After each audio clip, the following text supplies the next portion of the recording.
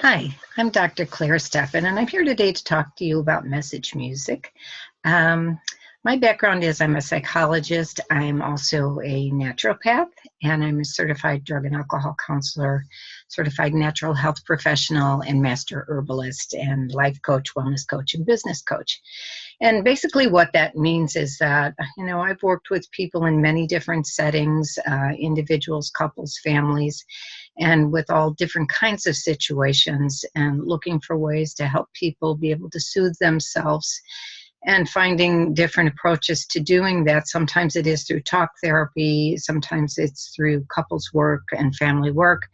But I oftentimes see people experiencing major losses and trauma and finding ways to be able to soothe or comfort in alternative ways or different approaches that words don't always address. And music is one of those tools that allows us to be able to do that. And so you've probably often heard people talk about the message in the music or music with a message.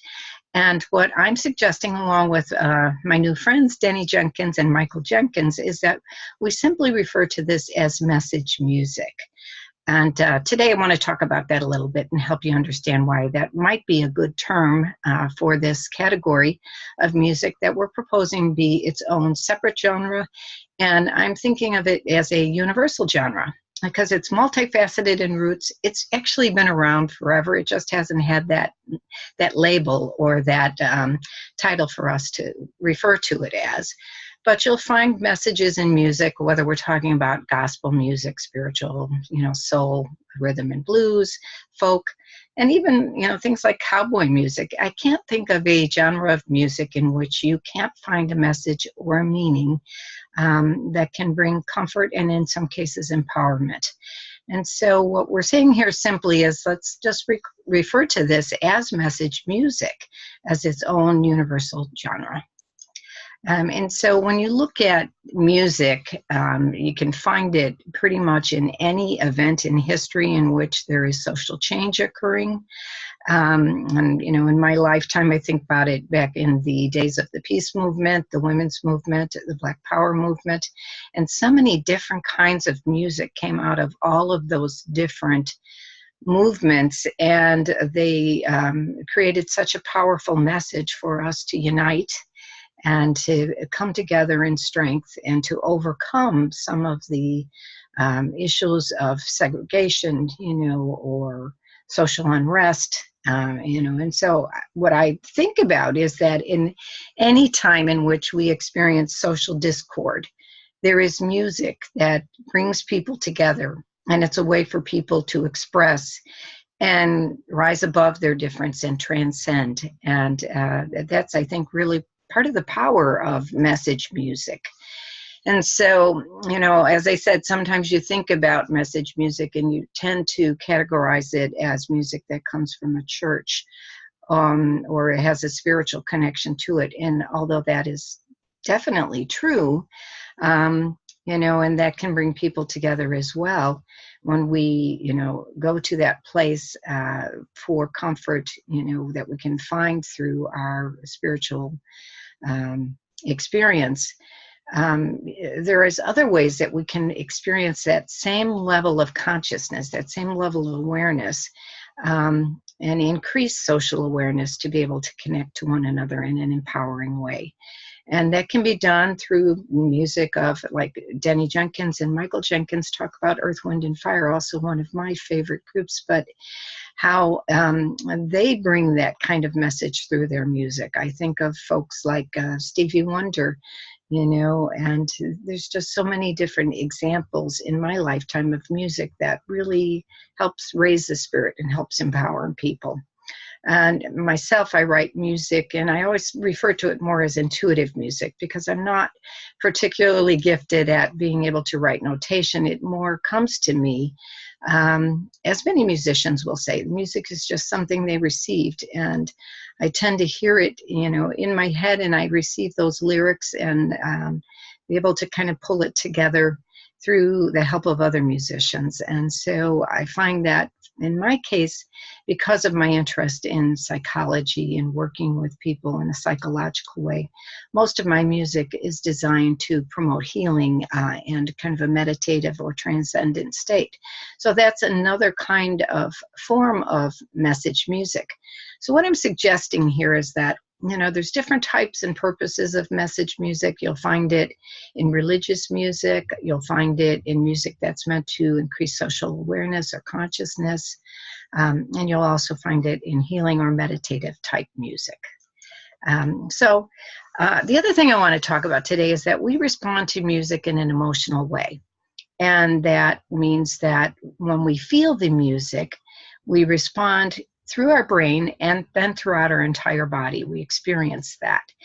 And it comes to us in a very specific way through our senses. And then it gets connected to the limbic region of our brain in which we house memories and emotional content of memories. And so we have learned associations that make us connect to the music, and it draws us back in our mind to times in our life that we may have experienced different feelings that get triggered when we hear the music. And then we have expectations around how the music is going to sound or where it's going to go. So we have a knowledge of both the language of music and, more of the rhythm of music. And so we anticipate it. And then we have the emotions that are evoked through the message and that make us move. And then we connect to one another in a universal way through that type of expression. So it doesn't really require that we speak the same language or anything. We feel that same kind of reaction to the music in an expressive way. So music activates the sound that then affects our sympathetic nervous system, and we become aroused. And in some cases we become excited by the music, and other times we become very relaxed by the music, or somewhere in between. So we have these top two mechanisms that we're speaking about here that are based on learning, and the bottom two explanations are based on this universal response pattern that go beyond language, that go beyond culture. And it really creates this shared experience when we hear music.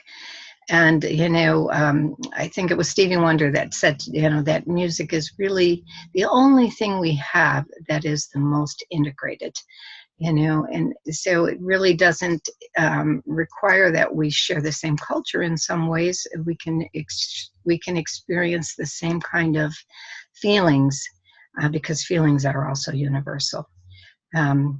Paul Ekman did some research here looking at what are some of the universal emotions. No matter where we are and what part of the world, we all experience these same kinds of emotions of anger, disgust, fear, happiness, sadness, or surprise. And, it would seem that we should have known this a lot sooner in life than as recent as 1999. But we struggle, with looking at the differences in one another. And sometimes those differences keep us apart rather than join us. And what I'm suggesting, as is Denny and Michael, is that music is a universal language, and it allows us to get above those kinds of things that separate us.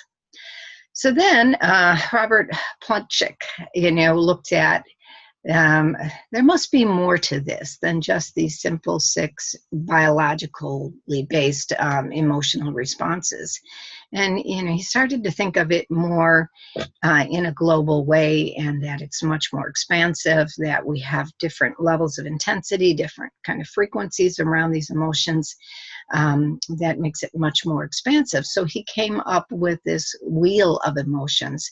And, so it builds upon those 6 basic biological kind of responded emotional patterns, and, kind of looks at some other ways that we can feel, and that can be universal as well. So the power of message music is that it's universal. It can communicate healing, and it allows us to feel an internal experience, so we connect to what we're hearing and what we're feeling internally based on our own experiences.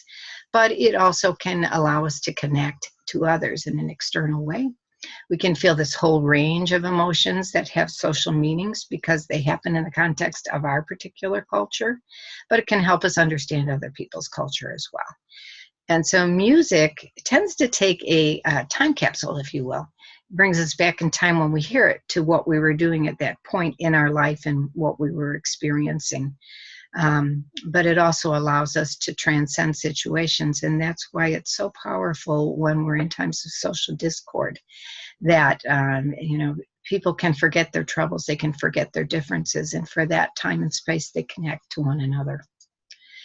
So where can we find meaning in music? Music's been with us since the beginning of time, and it's used in rituals, it's used in ceremonies, life events, social happenings, and it's used to celebrate life.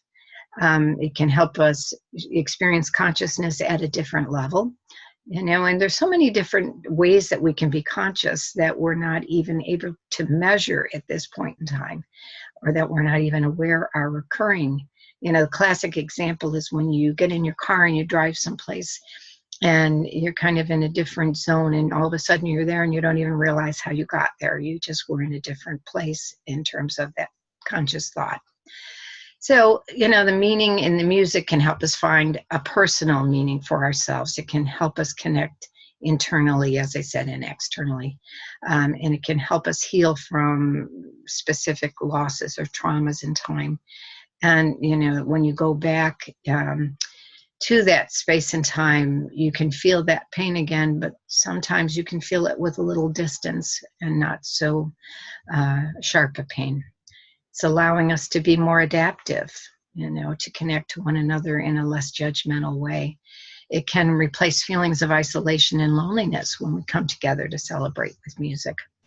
So it crosses cultures, age barriers, social barriers. And I think in this time in history, when you think about like rock music, you could have people of my generation sharing music with people in their 20s, and people in their 20s liking the music of people of my generation, and so it crosses all those kinds of boundaries.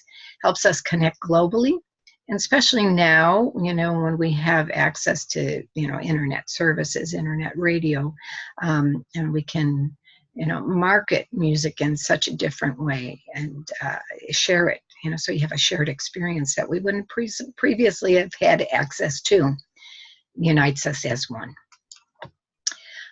So I'd mentioned Denny and Michael Jenkins, and it's an interesting kind of situation for me. I have a group on Facebook that celebrates message music, and my thinking is that it connects culture and social change, is part of the reason I look at message music. I've always been inspired by that, and I'll talk about that a little bit more in a minute, but Denny and Michael are on the East Coast, and their group is called Spirit to Spirit, and they think of message music as a ministry. And so they're bringing their music through internet radio and live and communicating how we can connect to the message in music to empower. And, it sometimes has a religious meaning to it.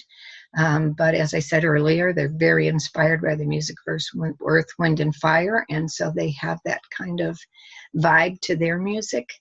And it's just a beautiful thing that they found me through the Facebook. They found my group called Message Music, and connected, and we've since come to know each other and share the same kind of inspiration to bring others to understand message music as a separate and universal genre. And so Denny says that message music is about connecting spiritually. It's realizing without a doubt that we are more alike than we are different, and that there's a little bit of everyone in everyone. It's about that journey, that mind, body, spirit connection. It's also about the values of hope, faith, love, patience, perseverance, peace, assurance, trust, truth. Brings about esteem. So he sees it as a way also, as does his brother, to rise above negative forces, and it can bring you to a prayerful state, where you are inspired to come together as a community and to help others who are in need. And you can do this through the music, but most significantly, you do it through the work of healing communities.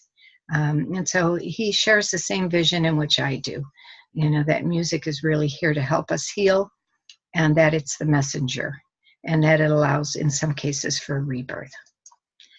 And I just love what he said here, that we are more alike than we are different. I think so often we need that reminder, especially in times where there is a lot of social tension.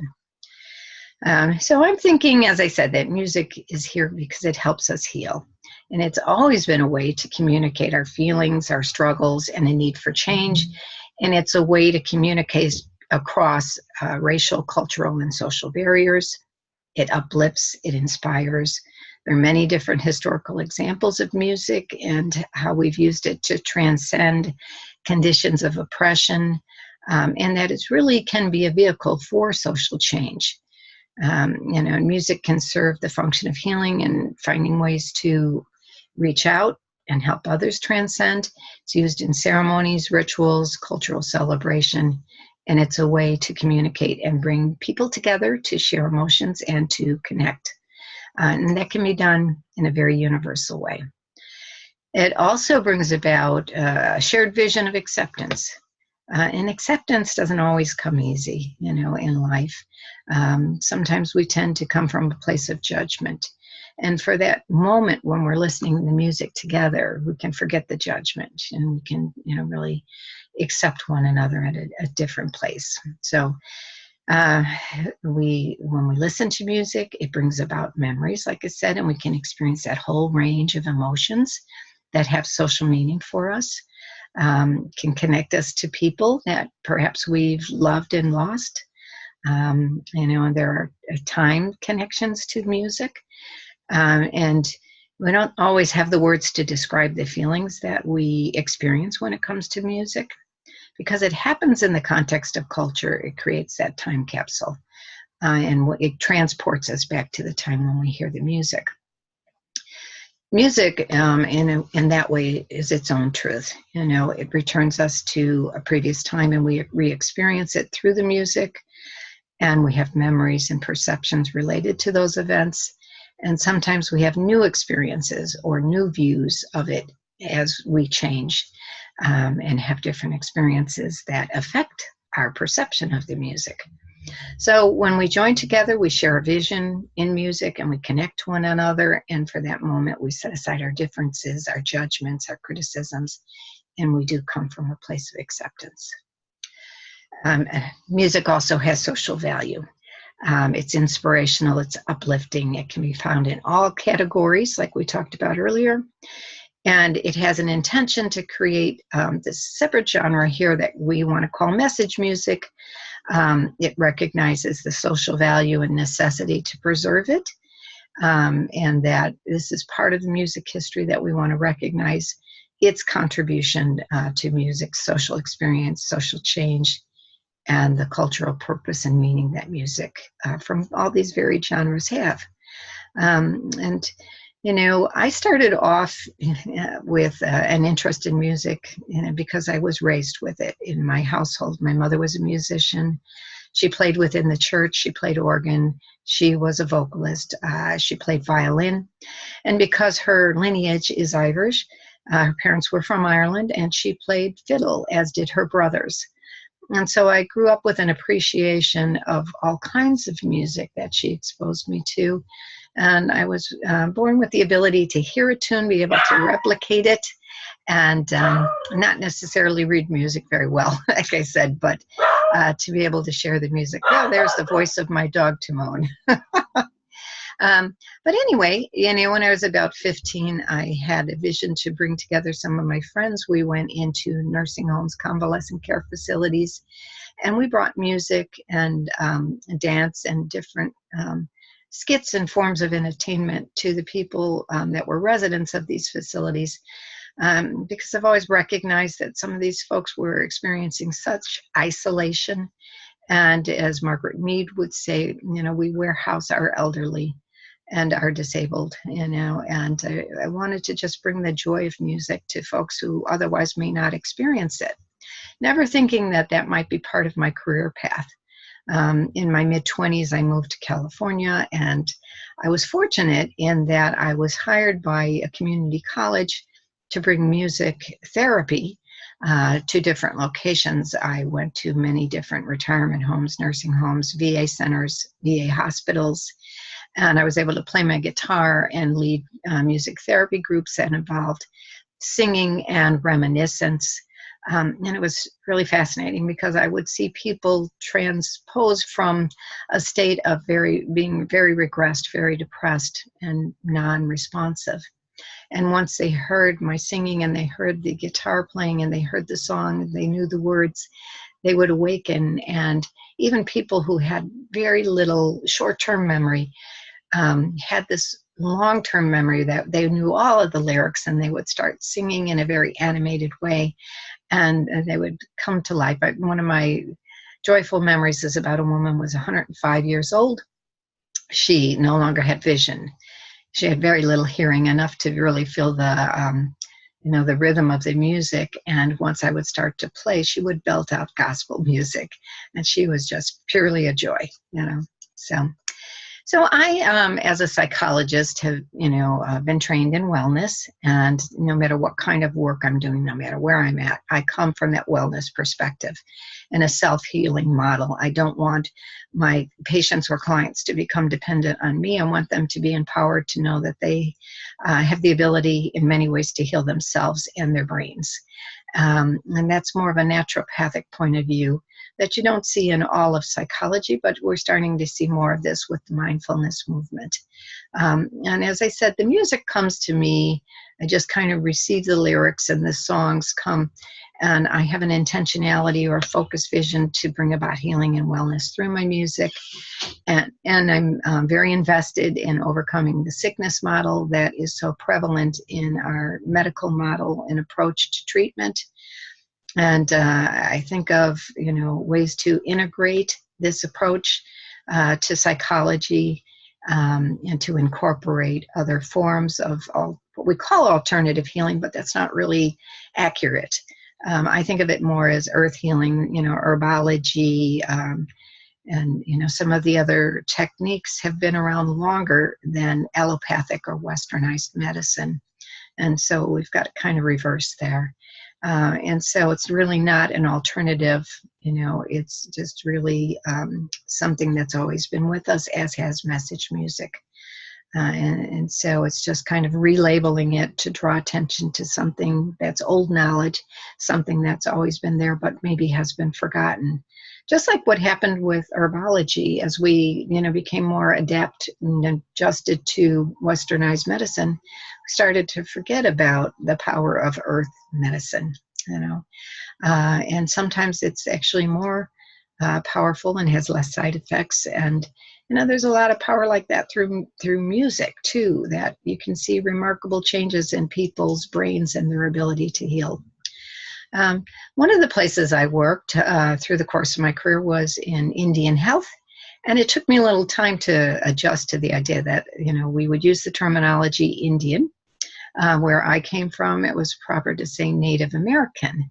But, the folks in Indian health reminded me that, they're not natives, they are native to this country.